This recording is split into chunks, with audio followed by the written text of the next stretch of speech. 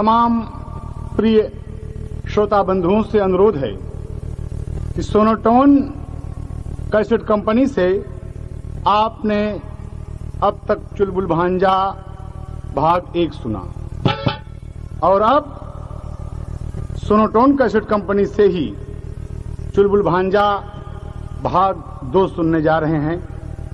कवि ने भाव दिया 4 लाइन का। कहना है, बाप का बदला चुलबुल लिया शान से, पूरे ननिहाल का वह पतन कर दिया।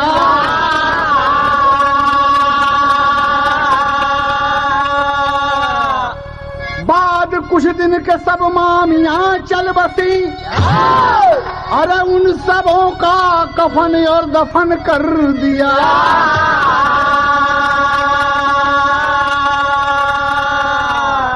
माँ के कदमों में पड़कर सिसकने लगा, याद उसको पिता की सताने लगी। चूम कर माथा आंचल से मुंह पोंछ कर बात अपने पति की बताने लगी।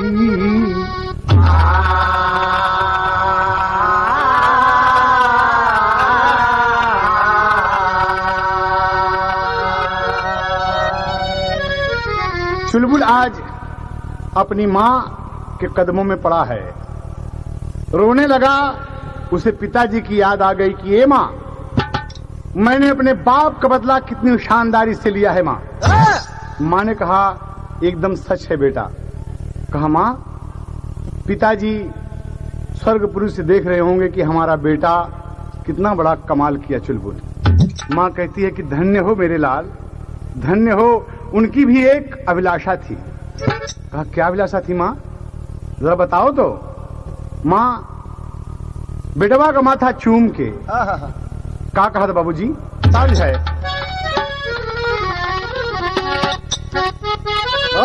बहुत अच्छे विजय।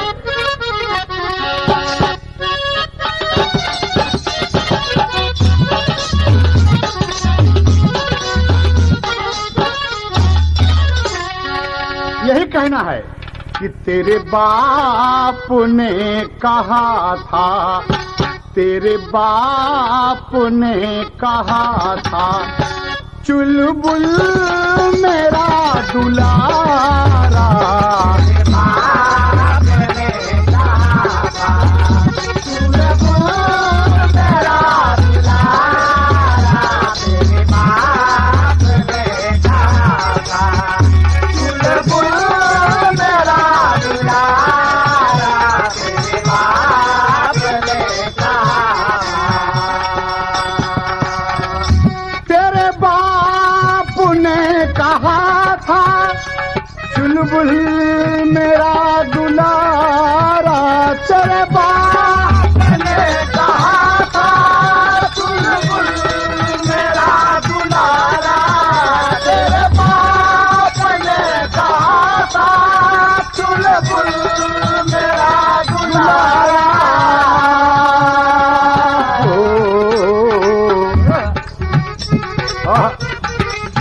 माँ कह रही है कि बेटे, हम दोनों प्राणियों का, हम दोनों प्राणियों का केवल यही सहारा। हम दोनों प्राणियों का केवल यही सहारा। हम दोनों प्राणियों का केवल यही सहारा। हम दोनों प्राणियों का। माँ कहती है कि ये बेटा, ये तो तू हमारे कोखी में पैदा होके दीपक जला दिया मुन्ना, एकदम दीपक जला दिया। ये बेटा, यही हमारा कहना है, ईश्वर की माया केवल ईश्वर ही बेटा जाने। हाय मैं हो गई अभागन, मैं हो गई अभागन, दुर्भाग्य हमारा हो गई अभागन, दुर्भाग्य हमारा हो गई अभागन। इतनी सी बात कहती है, माँ की आंखों में आंसू आ गया और माँ फिर कहने लगी कि बेटे इतनी बात बोलती है। कहा बोलो माँ। कहा माँ तुम मुझसे संतुष्ट हो ना। कहा अरे बेटे तुझसे चुलबुल मैं नहीं संतुष्ट रहूंगी तो किससे रहूंगी। मैं गर्व के साथ कहती हूँ बेटे, अरे जैसे मामा ने तेरे बाप को हलाल किया, जैसे मामा ने तेरे बाप को हलाल किया, जैसे मामा ने तेरे बाप को हलाल किया, उसी तरह से तूने बदला बेमिसाल लिया। मारकर सातों को तूने बड़ा कमाल किया। काम दुनिया में अद्वितीय मेरे लाल किया। हमारे दिल का बोझ सारा उतारा तुमने, बड़ी चालाकी और शान से मारा तुमने। ये बेटा इतनी चालाकी से तुमने काम लिया कि मैं खुश हूँ बेटे। आज ननिहाल की गद्दी का भी हकदार है तू, आज ननिहाल की गद्दी का भी हकदार है तू, आज ननिहाल की गद्दी का भी हकदार है तू। बेकसों और गरीबों का मददगार है तू, बेकसों और गरीबों का मददगार है तू, बेकसों और गरीबों का मददगार है तू, बेकसों और गरीबों का मददगार है तू। कहा चुलबुलिए माँ, कहा चुलबुलिए माँ, इतना न मुझ पे नाज करो, तेरी पूजा करूंगा बैठी घर में राज करो। माँ तू तो देवी है रे, एकदम देवी है माँ। कहा माँ एक बात है, कोई भी देवी देवता तेरे समान नहीं, मेरी नजरों में मेरा कोई भी भगवान नहीं। माँ तुम्हारे चरणों की सेवा से स्वर्ग पाऊंगा, तुम्हारे चरणों की सेवा से स्वर्ग पाऊंगा, तुम्हारे चरणों की सेवा से स्वर्ग पाऊंगा। बनाकर मंदिर माँ उसमें तुझे बिठाऊंगा, मंदिर माँ उसमें तुझे बिठाऊंगा, बना के मंदिर माँ उसमें तुझे बिठाऊंगा, बना के मंदिर माँ उसमें तुझे बिठाऊंगा, बना के मंदिर माँ उसमें तुझे बिठाऊंगा। माँ सचमुच तुझे देवी बना के रखूंगा माँ, तू बड़ी पूजनीय है मेरी माँ। कहा बेटे तुझसे मेरी बड़ी आस लगी है। माँ खुशियों से झूम गई। खुशियों से माँ की आंखें अश्कों से नम हुई हैं। माँ और कुछ बताओ, माँ और कुछ बताओ, हाजिर है गुल हजारा।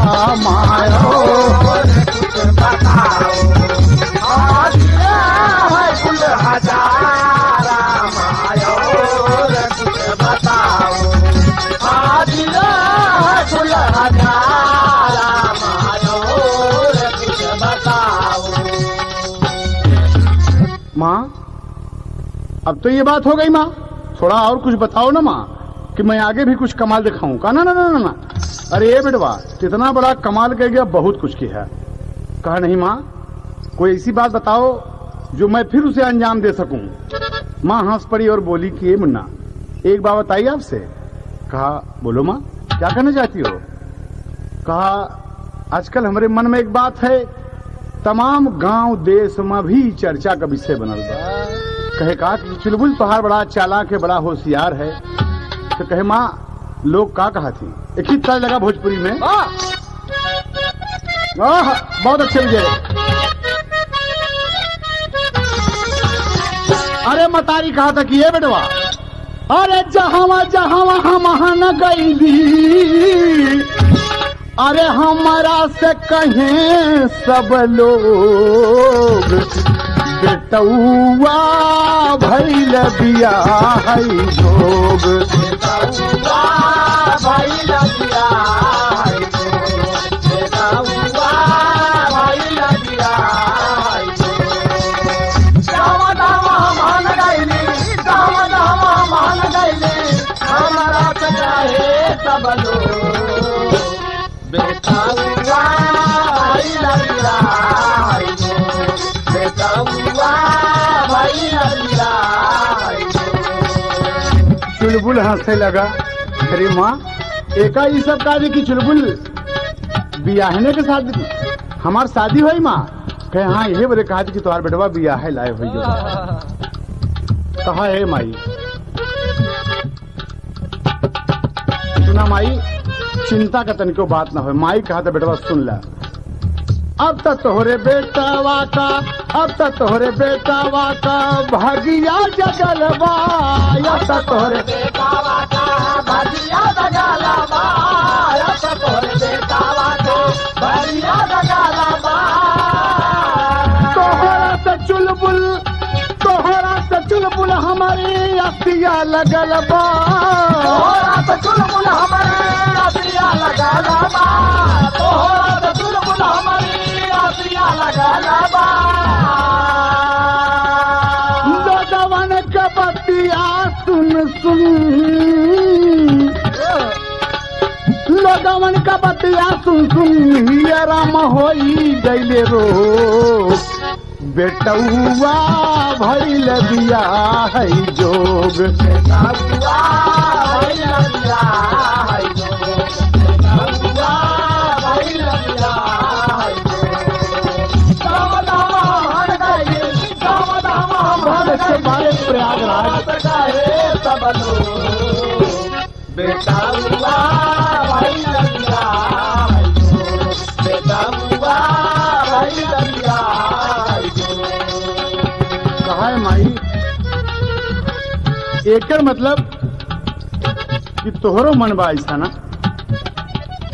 चुलबुल कहा कि हमारी नानी बाऊ मेरिया, चुलबुल कहा कि हमारी नानी बाऊ मेरिया, चुलबुल कहा कि हमारी नानी बाऊ मेरिया।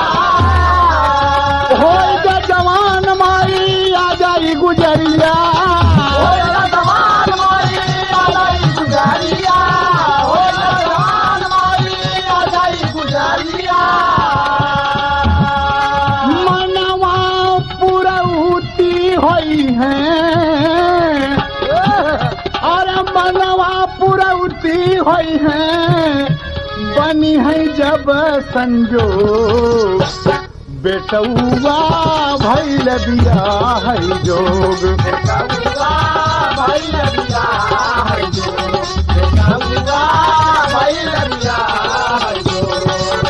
जाम जाम मान गइली, जाम जाम मान गइली, हमारे कहे सब लोग बेटौआ भइल बियाह जोग, बेटौआ भइल बियाह जोग।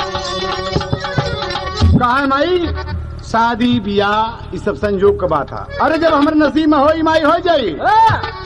माँ चिंता मत करो, वो दिन भी आएगा जब तेरा बेटा एक चांद सी दुल्हन घर में लाएगा। माई हंस पड़ी, माथा चूम लिया कि माँ लोग देखते रह जाएंगे, लोग देखते रह जाएंगे कि चुलबुल तो इंद्रपुरी से जैसे मैनका उठा लाया।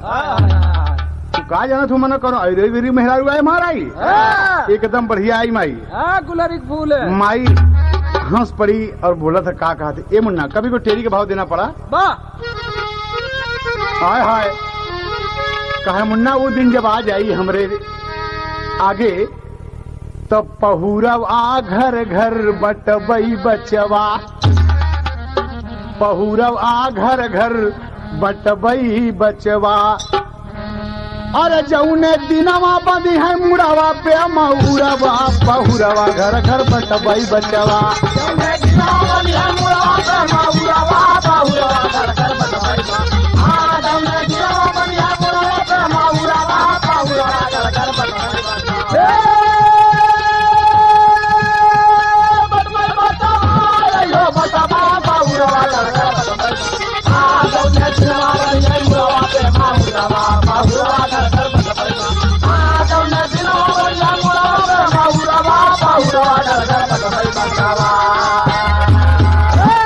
माई बोलत है तो देखा ये शब्द पलट है। एक पद दिया गया, माई का कहा था, सुघरी दुलही घरवा आई घरवा दुलही सुघरी, बखरी जगमग चमकई लागी चमकई जगमग बखरी, हमारी भगिया जागी बेटवा जागी भगिया हमारी, पियरी सुंदर तनवा सोही, पियरी सुंदर तनवा सोही सोही तनवा सुंदर पियरी,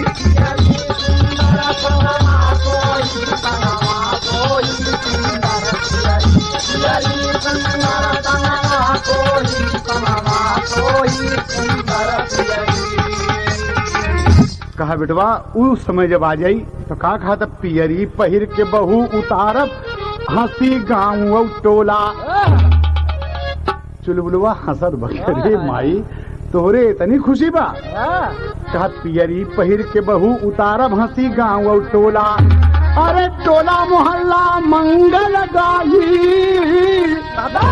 दुआर पहुंची डोला हो, बहुरव आ घर घर बटबई बचवा, अरे डोला पहुंचत पुरी है मनवा का गरुरवा, बहुरवा घर घर बटबई बचवा।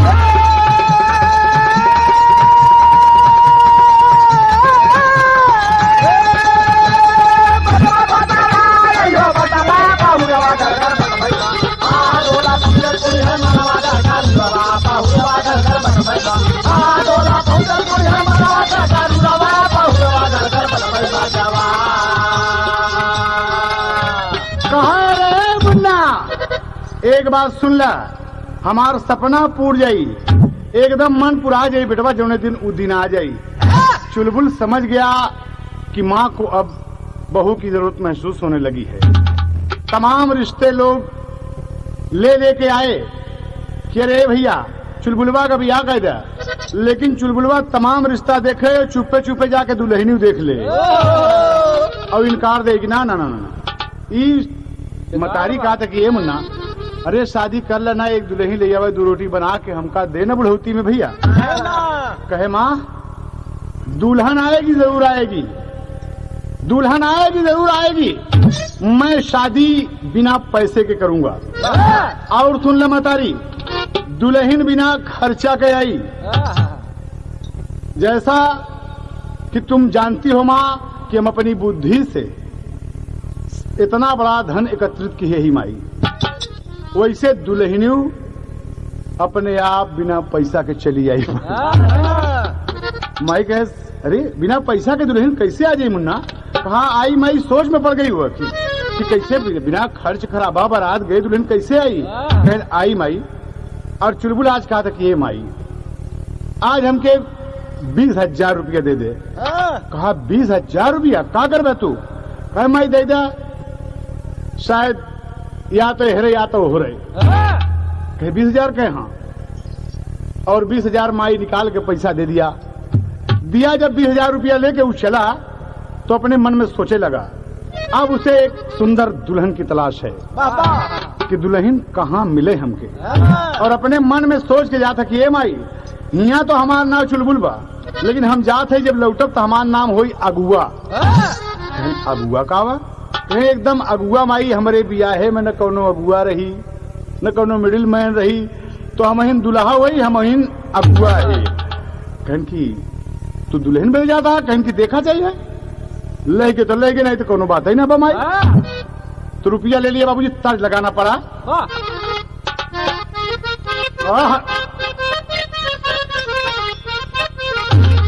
कवि ने भाव दिया कि दुश्मन मिले सवेरे मगर मतलबी यार ना मिले।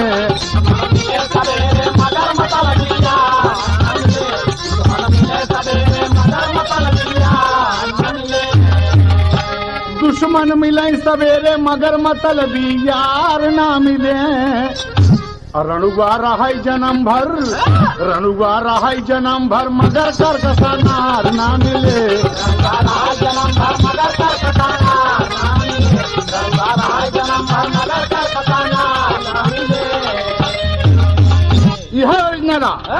लेकिन कवि को कहना है बाबूजी, कवि क्या कह रहा है कि रुपया लई के 20,000 प्यार से लाल विचारत बा।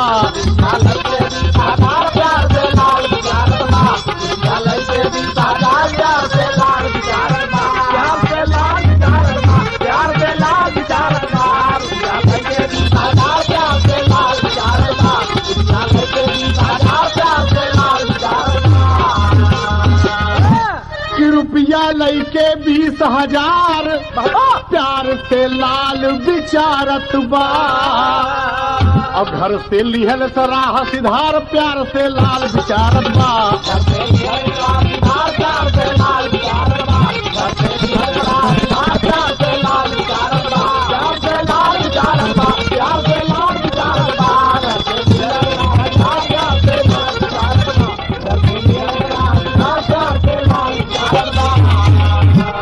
चुलबुल चला जा रहा है, घर से निकल गया कछु दूर। अरे गांव ठगपुरवा एक मशहूर। एक गांव मिला जेके गांव का नाम बा ठगपुरवा, यानी जय हुआ पहुंचा था ठगा जाता। तो वहीं पहुंचा कि घर से निकल गया कछु दूर, गांव ठगपुरवा एक मशहूर। घूर के देख नयन पसार प्यार से लाल विचारत बा।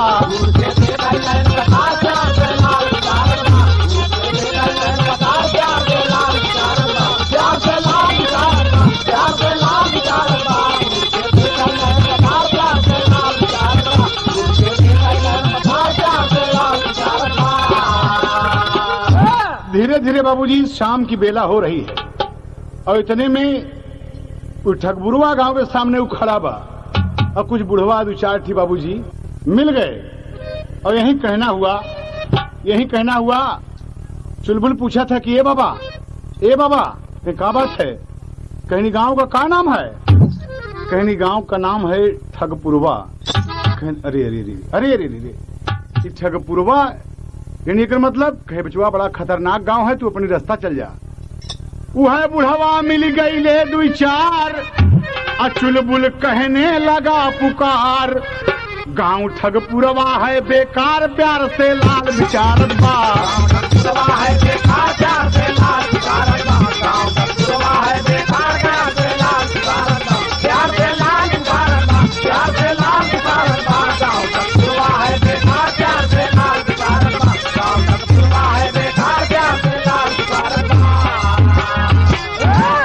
बुढ़े लोग बोले, अरे बचवा ई गांव में जे एक रात गुजार ले समझ ले बेटवा वो भवसागर पार हो गया। ये खंडरी बाप रे इतना खतरनाक हो। हाँ मुन्ना, हाई गांव में एक से बढ़कर एक ठगहारा बसत है। एक जान लो मुन्ना, देखत देखत तोरे आँखी का कीचड़ निकाल ले मुन्ना। कहीं रे कहीं हाँ देख ले मुन्ना, है जौन सामने घर पहले दिखात बा। कर हाँ कहीं नहीं ठगपुरवा गांव का पहला घर है और एमा जौन बसा थी भाई बहन दोनों है। मतारी बाप तो मर गए हैं, बहन भी बड़ी खूबसूरत है, भाई पक्का ठगहार है, उसका नाम ही ठगुआ है। तो कहा है बाबा हमारा नाम अगुआ है।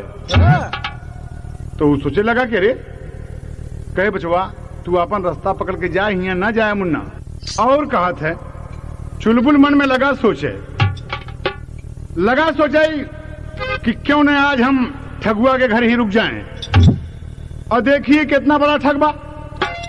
अरे बाप रे, शाम का इंतजार करने लगा। अंधेरा होने पर चुलबुल ठगुआ के घर पहुंचा। ठगुआ बैठल हो और चुलबुल कहते राम राम भाई साहब, राम राम राम राम। अरे भैया कहां से? कहीं शाम की बेला हो गई, एक रात रुकने का प्रबंध कर दे भैया। कहे कि क्या नाम है तुम्हारा? कहना हमारा नाम अगुआ है। अरे ठगुआ हंसने लगा कि अरे हमारा नाम ठगुआ है, कर नाम अगुआ? कहे हाँ। देखिए चुलबुल अपना नाम छिपा लिया, वो अगुआ बतावत है। कहे अच्छा एक बात करा भाई साहब, बहुत परेशान है, 20,000 रुपया हमारे पास बा और हम सोचते ही कि मतलब ये ठगहारा का गांव कहूँ ऐसा ना हो कि मामला सब खत्म हो जाए। कहे ओहो समझ गए। चुलबुल नाटक कर दिया बाबूजी, यहीं पर उसका करिश्मा शुरू हो गया। अब तर्जबा वह बदल गया। तनी के पत्ती बाढ़ना मास्टर कहाँ बढ़ा था कि पनिया माया गिया लगवल सरे धन तोहरी जवनिया पानिया में हटिया लगावल सरे धन तोहरी जवनिया पानिया में हटिया लगावल सरे धन तोहरी जवनिया। वह चुलबुल कहत बा अगुआ के रूप में ठगुआ से। अब इतने में ओकर बहनिया खड़ी ब मोहनी और चुलबुल की निगाह जब पड़ गई तो एक टक लगा के देखते रह गया, मुंह बाबा तब बाबा ही रह गया। तो ठगुआ कहा का बात है? भाई साहब समझ गए हम। कहा था हमार बात सुना। कहा घेरा ले रही नया धियरिया हो, अरे घेरा ले रही नया धियरिया हो अली तोहरी सरनिया घेरा ले रही नया धियरिया हो अली तोहरी सरनिया घेरा ले रही नया धियरिया हो अली तोहरी सरनिया। अरे तोहरी सरनिया अली तोहरी सरनिया अली तोहरी सरनिया अरे रुपिया कली हले कटरिया हो अले तोहरे सरनिया रुपिया कली हले कटरिया हो अली तोहरे सरनिया रुपिया कली हले कटरिया हो अली तोहरे सरनिया रुपिया कली हले कटरिया हो अली तोहरी सरनिया। 20,000 रुपया लागे ठगहार हो 20,000 रुपया लागे ठगहार हो 20,000 रुपया लागे ठगहार हो तोहरे दुआरे अइले सुनीला गोहार हो तोहरे दुआरे अइले सुनीला गोहार हो तोहरे दुआरे अइले सुनीला गोहार हो। पार कैदा हाँ पार कैदा अरे पार कैदा हमारी नवरिया हो अइले तोहरे सरनिया पार कैदा हमारी नवरिया हो अइले तोहरे सरनिया पार कैदा हमारी नवरिया हो अइले तोहरे सरनिया। अरे ठगुआ कहे कि रहा प्रेम से ये भैया ठगुआ कहे कि रहा प्रेम से ये भैया ठगुआ कहे कि रहा प्रेम से ये भैया केहू ना रुपया छुए माना बात भैया केहू ना रुपया छुए माना बात भैया केहू ना रुपया छुए माना बात भैया। चला अंगने में हाँ अंगने में अरे अंगने में करा जेवनरिया हो अली तोहरी सरनिया अंगने में करा जेवनरिया हो अली तोहरी सरनिया अंगने में करा जेवनरिया हो अली तोहरी सरनिया। काय चला आंगन में बैठ के प्रेम से भोजन करा ए अगुआ भाई। तो चुलबुलवा मन में हंसेला कि देखा हमारा नाम बार बार लेता अगुआ अगुआ कहा था। कहीं का बात है बोला कहीं रुपया रख दे तुहार जहां मन कहा या अपने पास ही ले रहा तू एम कोनो ऐसी बात नहीं है। गांव ठगपुरवा जरूर है लेकिन बहुत ईमानदार मन यहाँ है भाई। कहें ठगुआ लगा सोचने कि अच्छा मुर्गा आज फंसा भगवान ने घर बैठे रुपया भेज दिया वाह वाह। अब इसे बेवकूफ बनाकर किसी न किसी बहाने रुपया ले लेना है। चुलबुल भी बचपन से ही चालाकी के दायरे में पला था और बड़े प्रेम से जब भोजन करने के लिए गया तो ठगुआ का बहन मोहिनी बाबूजी भोजन परसने लगी। चुलबुल बोला ये कौन है? ठगुआ बोला कि ये मेरी बहन है। चुलबुल देखा और देखते रह गया बाबूजी और देखते रह गया एकदम देखते देखते।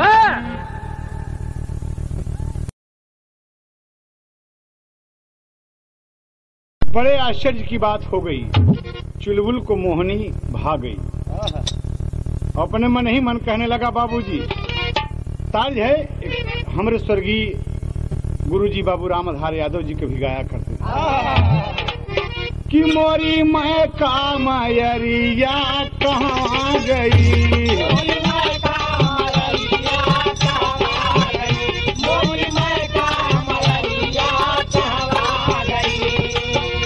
यह ओरिजिनल चुलबुल मन ही मन एकदम फुटेरा हो गया। साल सुघरी सूरतिया जादू भरी साल सुगरी सुरतिया जादू भरी साल सुगरी सुरतिया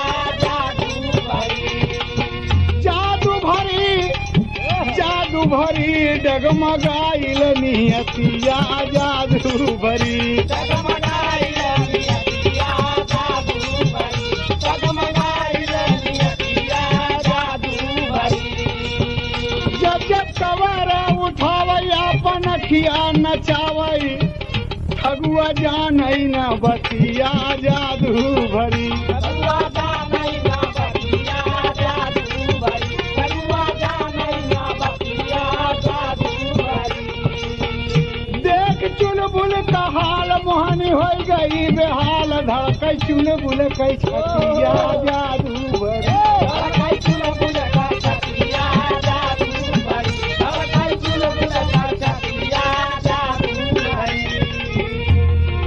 इतने में चुलबुल कहा अरे भैया रोटी नहीं है मोहनी रोटी लेके आई मोहनी रोटी लेके आई चुलबुल अंगूरी दबाई दुआरे आई भरतिया जादू भरी आई भारतिया जादू भरी दुआरे आई भारतिया जादू भरी जादू भरी आई हो जादू भरी जादू भरी आई हो जादू भरी दुआरे आई भारतिया जादू भरी दुआरे आई भारतिया जादू भरी चुलबुल मजे मजे खाए ठगुआ बगल में तो जल्दी खा रहा है लेकिन चुलबुल मोहनी के देखल बा कि दुल्हन तो पसंद भई लेकिन इससे पूरा ठगहारा बा रुपया 20,000 ले ही ऐसा न हो कि साला रात में हम कई मार मूड हुए बड़ा विचार कर दबा चुलबुल मजे मजे खाए ठगुआ गवाऊ भी आए भाई भी थे नरतिया जादू भरी भाई जी से भारतिया जादू भरी भाई जी से भारतिया जादू भरी जादू भरी आई हो जादू भरी जादू भरी आई हो जादू भरी भाई जी से भारतिया जादू भरी भाई जी से भारतिया जादू भरी चुलबुल खा रहा है और इसी बीच ठगुआ मन में सोच रहा है कि आज इस साले का 20,000 रुपया न ले लिया तो मेरा भी नाम ठगुआ नहीं। इतने में भोजन समाप्ति पे हो गया बाबूजी कभी को उड़ान देना पड़ा तो भोजन करके दोनों उठ गए पकड़ लिए चारपाई अरे ठगुआ कहा प्रेम से सोवा अरे चिंता कुछ न भाई हो पहुरव आ घर घर बटबई बचवा अरे चुलबुल कहनी के तोरी बहिनी का सहुरवा पहुरवा घर घर बटबई बचवा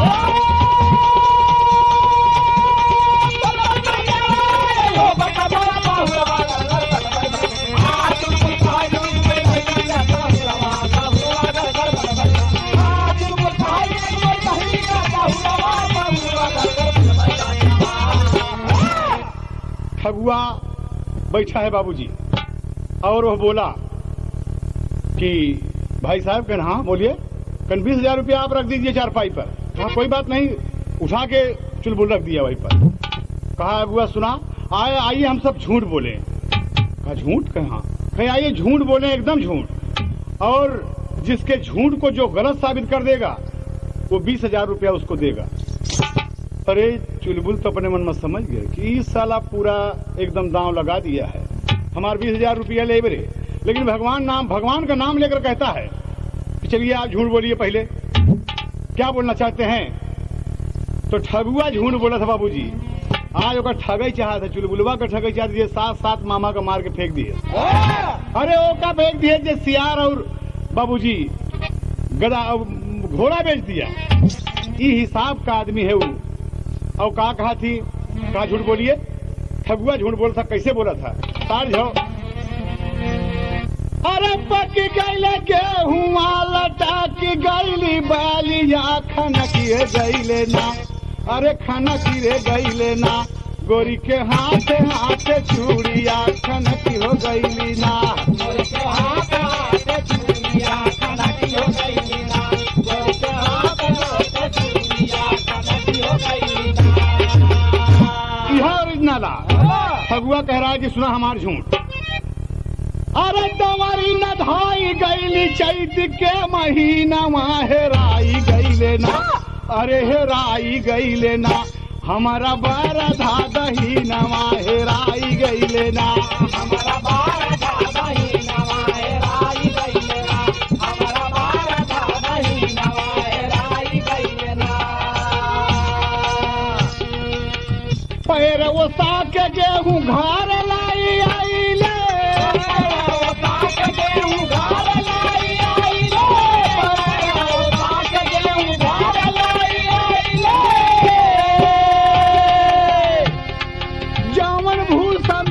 कुल भूसा उली में रखले।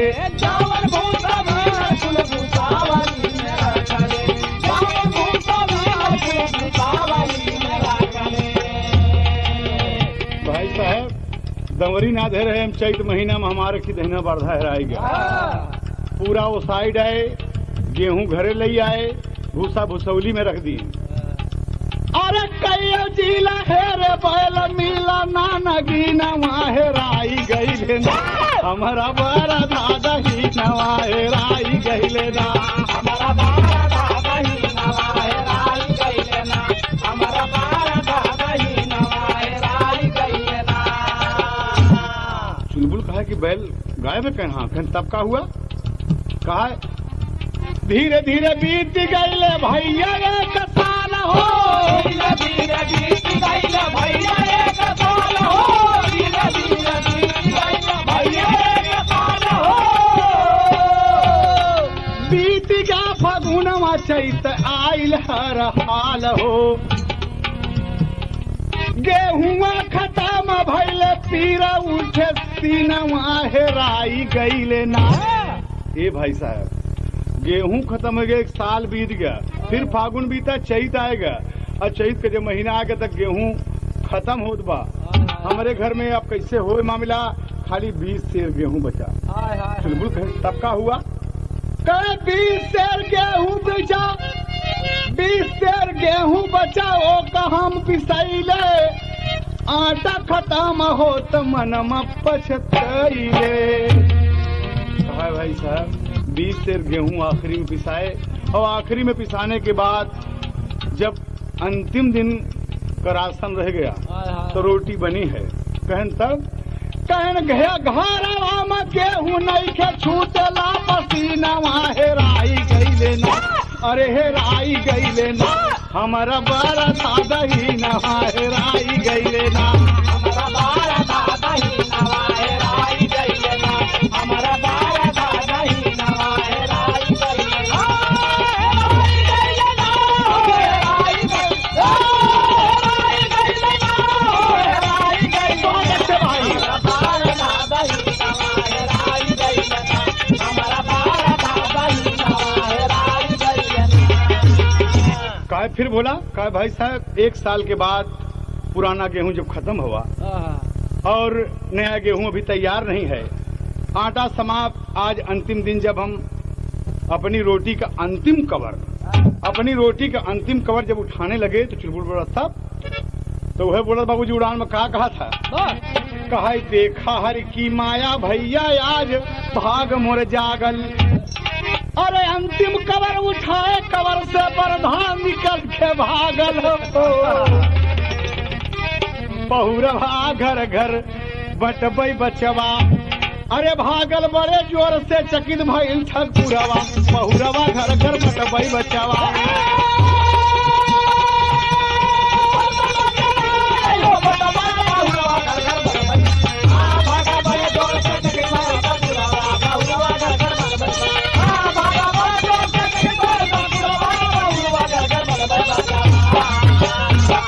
देखा कितना लंबा झूठ बोला बाबूजी। कहा अंतिम कवर जब उठाए अपने रोटी का तो बरधा निकल के बिल्कुल भगा हमारे हाथ से एकदम जब भगा तो चुलबुलवा बड़े चक्कर पड़ गया। कहे तो बरधा आपको मिल गया कहना। तो चुलबुल बोला कि वाह वाह वाह वाह कहने हमारी बात गलत आप साबित कर रहे हैं? ना ना ना, वो क्या किस्मत है आपकी यार। अरे देखिए जो ईमानदार है भाई वो क्यों अपनी खोई हुई चीज नहीं पा जाएगा? बिल्कुल पाएगा। देखिए आपका बैल मिल गया। कहा ठगुआ बोला कि आपका मतलब है गलत से कहा। ना ना ना ना, चुलबुल बोला नहीं भाई साहब एकदम सच, 100% सच है। कहा अरे बाप रे, ये भैया इतना कमीना बैल था कि अंतिम कवर में जाकर छिप गया था। अरे भाई साहब ये तो बरधैया, हाथी तक अंतिम कवर से निकला। हाथी निकल के भागा है, हमने देखा है। कहा ये तोहार तो झूठ हो गया, हम सच मान लिया। कहा हम झूठ बोले चलते अब हमार सुना। अरे चुलबुल बोला था बाबूजी जेवना पर नाम अगुआ रखे है। वो चुलबुल कहा था कि हम झूठ बोले चलते सुना हमार झूठ। कहे बोला बाबूजी अब कभी नहीं भाव दिया। और का भाव दिया कि बाबा अरे दुई ठगहारे, अरे भेटा भैला बा दुई ठगहारे, बेटा भैला बा दुई ठगहारे, बेटा भैला बा दुई ठगहारे। दुनहु कहाई रानी अतिया मैला बा दुई ठगहारे, भेटा भैला बा दुई ठगहारे, बेटा भैला बा दुई ठगहारे, बेटा भैला बा हो, बेटा भैला, बेटा भैला बा हो, बेटा भैला बा दुई ठगहारे, बेटा भैला बा दुई ठगहारे। के का माल देवावई राम जी उहई माल लई जाई, राम जी उहई माल लई जाई, राम जी उहई माल लई जाई। के का माल देवावई राम जी उहई माल लई जाई, आई हो उहई माल लई जाई, राम जी उहई माल लई जाई। अरे ठगुआ का यकिलिया जना खोई गईला बा दुई ठगहारे, भेटा भैला बा दुई ठगहारे, बेटा भैला बा दुई ठगहारे, बेटा भैला बा हो, बेटा भैला बा दुई ठगहारे, बेटा भैला बा दुई ठगहारे, बेटा भैला बा दुई ठगहारे। कहा आपका झूठ तो सच है, लेकिन आप देखिए मैं आपके झूठ को सच नहीं बता। अब हम बोले चलते ही और चुलबुलवा बोलब शुरू हुआ। कहे ठगुआ भैया कहें का कहें जब हमार बियाह पड़ा कहें तब कहें मुड़ावा बंधा जब हमारे मऊरावा हो, बंधा जब हमारे मऊरावा हो, बंधा जब हमारे मऊरावा हो। सजी गईली सगर बरतिया रतिया सजी गईली, सजी गईली सगर बरतिया रतिया सजी गईली, सजी गईली सगर बरतिया रतिया सजी गईली। कैले ससुरारी हम बन के दुल्हावा हो, कैले ससुरारी हम बन के दुल्हावा हो, कैले ससुरारी हम बन के दुल्हावा हो। अरे गहुआ का देखें अब रतिया रतिया सजी गईली, गहुआ का देखें अब रतिया रतिया सजी गईली, गहुआ का देखें अब रतिया रतिया सजी गईली। अरे भोजन की बेरी गाली हो खेला द्वारावा हो, भोजन की बेरी गाली हो खेला द्वार हो, भोजन की बेरी गाली हो खेला द्वार हो। अरे खाए लगली सगर बरतिया रतिया सजी गईली, खाए लगली सगर बरतिया रतिया सजी गईली, खाए लगली सगर बरतिया रतिया सजी गईली। मथवा भराई गईले चुटकी भर से नूरावा हो, मथवा भराई गईले चुटकी भर से नूरावा हो, मथवा भराई गईले चुटकी भर से नूरावा हो। अरे जूड़ भैली सब ही कछतिया रतिया सजी गईली, जूड़ भैली सब ही कछतिया रतिया सजी गईली, जूड़ भैली सब ही कछतिया रतिया सजी गईली। दुल्ही का डोला जब की पहुंचा ससुरावा हो, दुल्ही का डोला जब की पहुंचा ससुरावा हो, दुल्ही का डोला जब पहुंचा ससुरावा हो। अरे हो खेला नई नई जितिया रतिया सजी गई, हो खेला नई नई जितिया रतिया सजी गई, हो खेला नई नई जितिया रतिया सजी गई। धीरे धीरे 4 साल कैले गुजरावा हो, धीरे धीरे 4 साल कैले गुजरावा हो, धीरे धीरे 4 साल कैले गुजरावा हो। अरे दुई लाल भैले हीरा मोतिया रतिया सजी गईली, दुई लाल भैले हीरा मोतिया रतिया सजी गईली, बाला दुई लाल भैले हीरा मोतिया रतिया सजी गईली। पूरा ब्याह से ब्यौरा बता दे कि हमारे ब्याह में मेहरारू आए 4 साल गुजारे और इसी बीच में 2 लड़कियां पैदा बहन, एक हुआ हीरा एक हुआ मोती। कहें तब का हुआ? कहे 4 साल में जब 2 बेटे पैदा हुए तो एक दिन की बात है भाई साहब, मेरे दोनों बच्चे हमारी माता जी के पास सो गए और हम दोनों प्राणी दरवाजे पर एक मड़ही थी, उसी मड़ही में जाकर लेट गए। भादों का महीना, पूर्वा नक्षत्र था, रात अंधेरी थी। ठगुआ बोला तब क्या हुआ? चुलबुल बोला भाई साहब बिजली चमकने लगी, रात गहराने लगी, घटा टोप अंधेरा। अरे बाप रे गजब हो गया। कहे क्या गजब हो गया? हमरे गुरुजी वाली तर्ज है बाबूजी, प्रयागराज का खाटी एकदम, स्वर्गीय बाबू रामधार यादव जी के। क्या कहना है?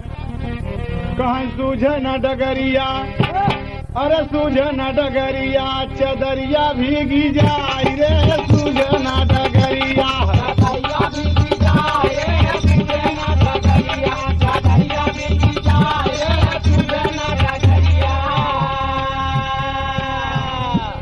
भादों का महीना बरसात का जवानिया, भादों का महीना बरसात का जवानिया, पूरबा न खातवा कर आहली चढ़ानिया, पूरबा न खातवा कर आहली चढ़ानिया, पूरबा न खातवा कर आहली चढ़ानिया। अरे झोंके पुरवैया, अरे झोंके पुरवैया, मड़ैया डगमग आए रे, सूझे न डगरिया, चदरिया भीगी जाए रे, सूझे न डगरिया, चदरिया भीगी जाए रे, सूझे न डगरिया। चमकई बिजुलिया उर्गारा जाई बदारवा, चमकई बिजुलिया उर्गारा जाई बदारवा, चमकई बिजुलिया उर्गारा जाई बदारवा।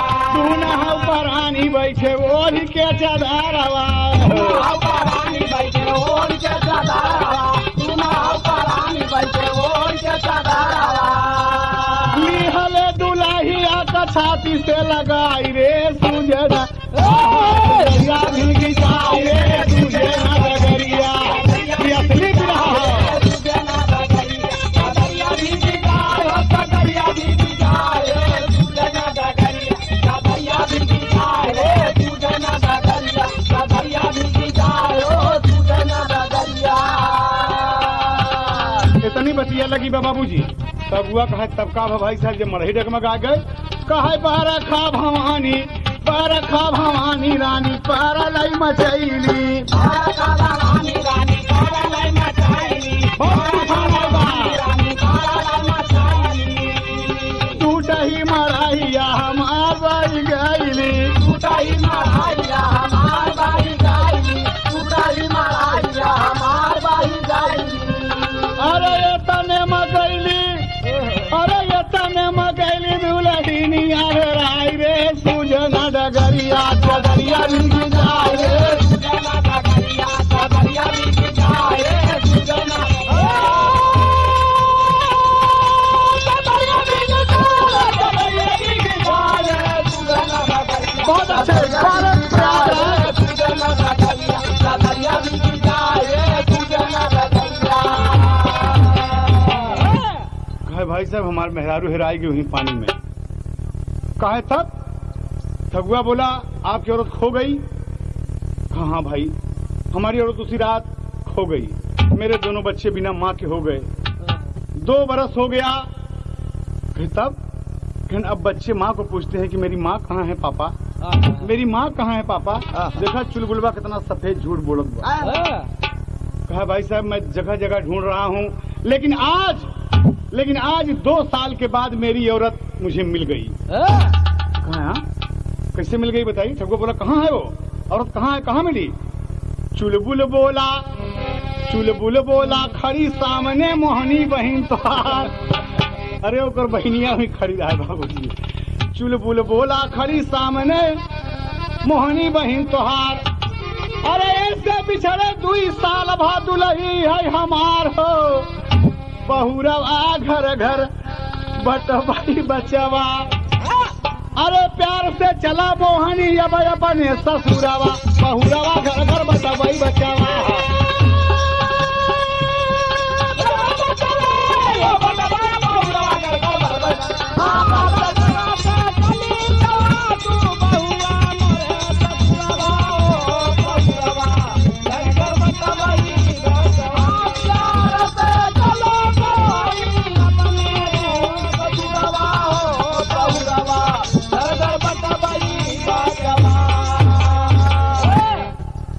ठगुआ सही ठग लिया गया बाबूजी।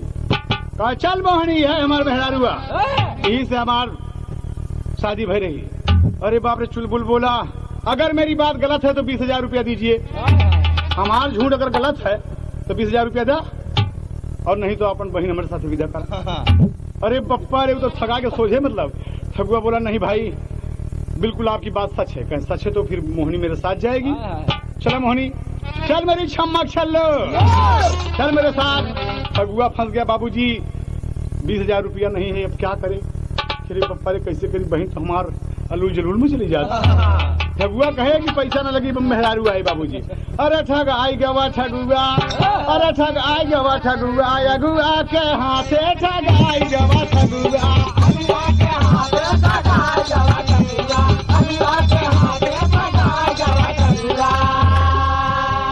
विदा कैले ठगुआ बहिनिया कहार के। विदा कैले ठगुआ बहिनिया कहार के। रखिया ये बिरना इज्जतिया संभार के। अरे तोहरा कर्जदार भार बाटे मोरे माथे ठगाई गवा ठगुआ। अगुआ के हाथे ठगाई गवा ठगुआ। अगुआ के हाथे ठगाई गवा ठगुआ। अरे झूठ की बोलाई माँ चली गई बहिनिया। बोलाई में चली गई बहिनिया। हाय कोमल कोमल गोड़वा में बाजे पाए जनिया। कोमल कोमल गोड़वा में बाजे पाए जनिया। कोमल कोमल गोड़वा में बाजे पाए जनिया। अरे चला प्राण प्यारी दुल्हवा के साथे ठगाई गवा ठगुआ।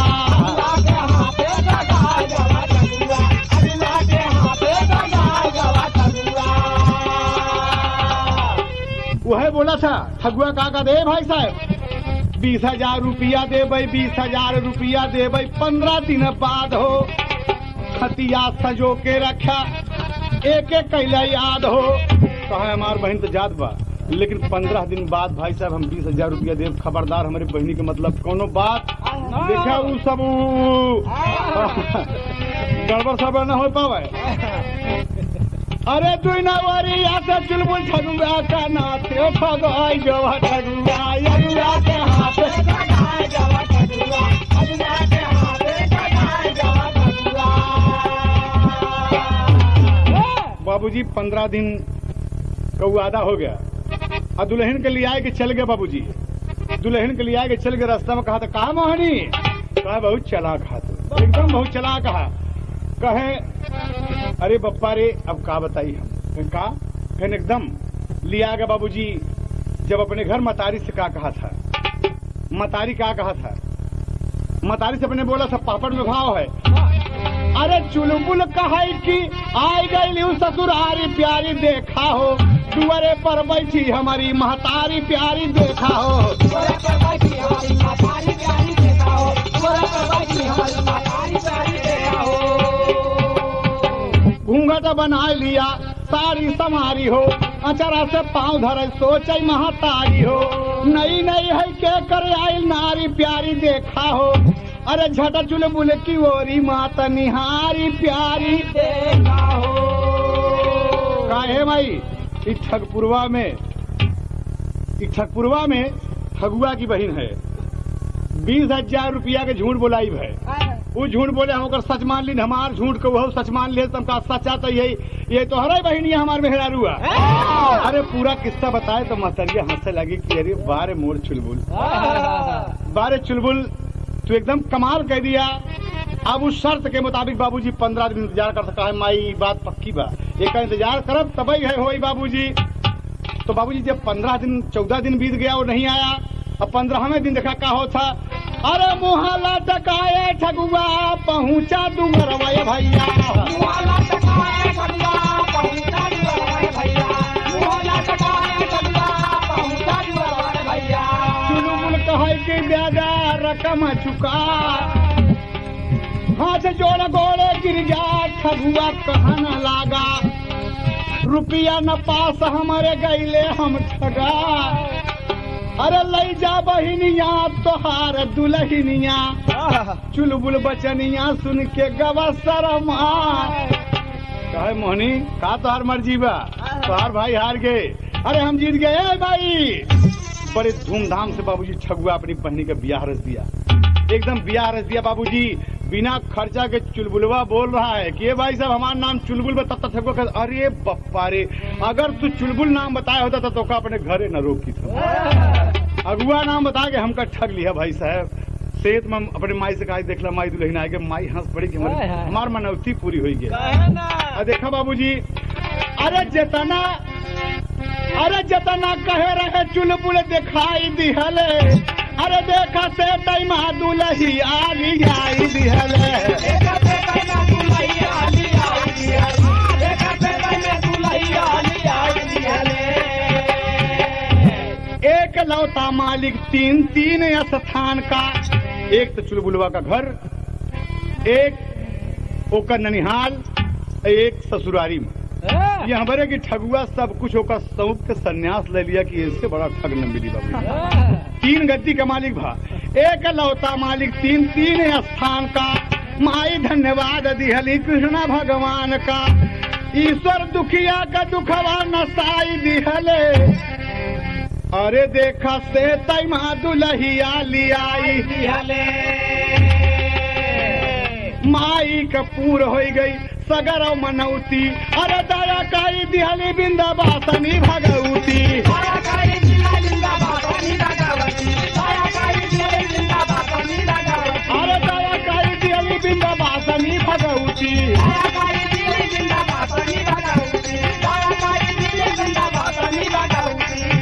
अरे हैदर अली गीतिया सुनाई दिहले, देखा से तैमा दुलहिया लियाई दिहले, देखा से तैमा दुलहिया लियाई दिहले, देखा से तैमा दुलहिया लियाई दिहले।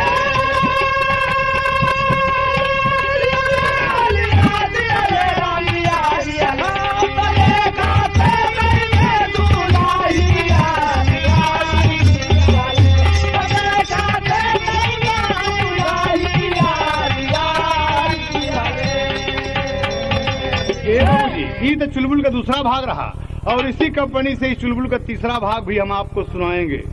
बाबूजी कहना है आप लोग सुने कि चुलबुल कितना ठग बुद्धि से ठग लिया है, दुल्हन सेहत में आ गई, की इच्छा पूरी हो गई।